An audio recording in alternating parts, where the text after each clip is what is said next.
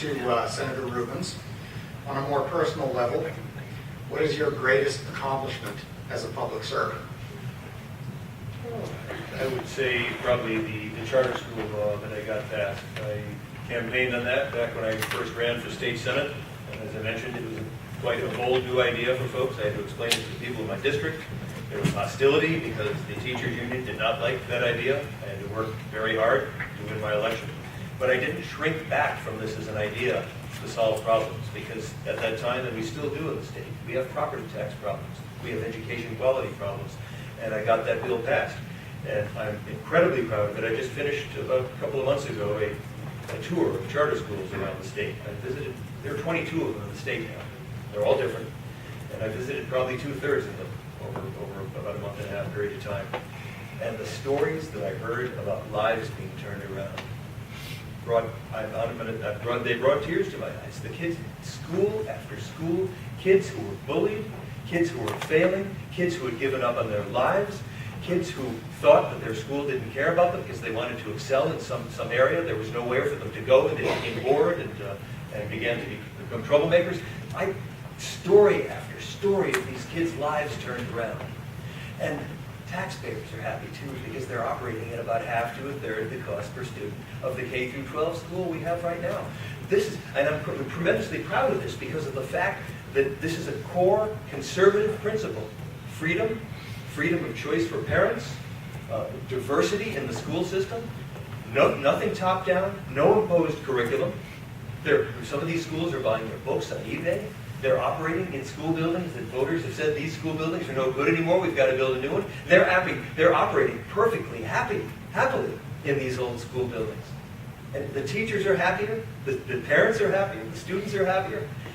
It's showing how the core principles of our party that we stand for can actually improve people's lives and solve a whole bunch of problems. And this is exactly what I'd like to bring to Washington, this approach to things.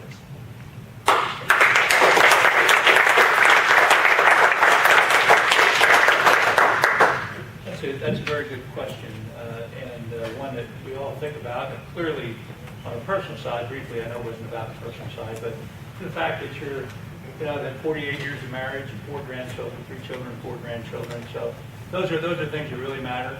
And Mike, not far enough. Mike. Those are the things that really matter, and when you finish, when you lay your head down at the end. But I would say that. When people come up to you after the number of years of service that I've had, constituents, various people that say you changed my life, or maybe when I was teaching and they say you turned my life around, things like that, those really have an impact. And I know that, what is this not working? I'm sorry. There we go. Apologize. And let me start again. Well, the people that you help that don't believe in government, they don't think that you can do anything good, and you do. One of the things that I worked on was for years was the POW issue. I mean, I remember a case, just to use an example of it, this is an amazing story, and I'll make it very brief because we don't have much time. But this was Massachusetts. A person called me. They found an airplane that had gone down in World War II. And they had never found the bodies. And this gentleman called me from Massachusetts, and he said, I've called both of my senators, Kerry and Kennedy, and neither one of them will help me. And he said, I know you've been involved in this issue, could you help me? And I said, well, what is it that I can help you with? And so he said, could you go down and see me? So I'm in the New Hampshire Center, I go all the way to Massachusetts, down, I talk to this guy. The bottom line is, they found the airplane, but it was in a country that was not friendly.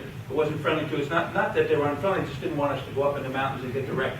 So I went directly, it was Bill Clinton's person too. I went directly to the guy, the head of the POW office, said, this is ridiculous. Get a party in there, go get this guy, bring his remains back. And they did. So when they came back, they asked Kerry or Kennedy to come to the funeral, and neither one could do that.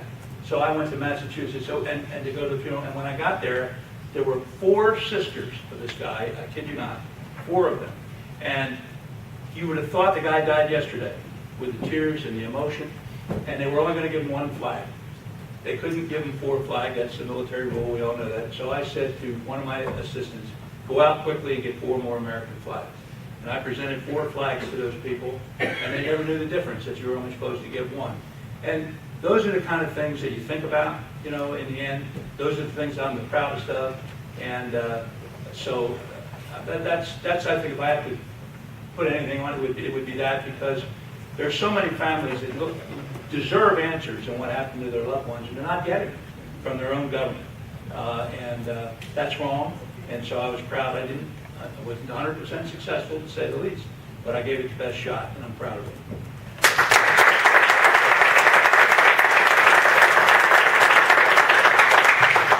Thank you, Senator.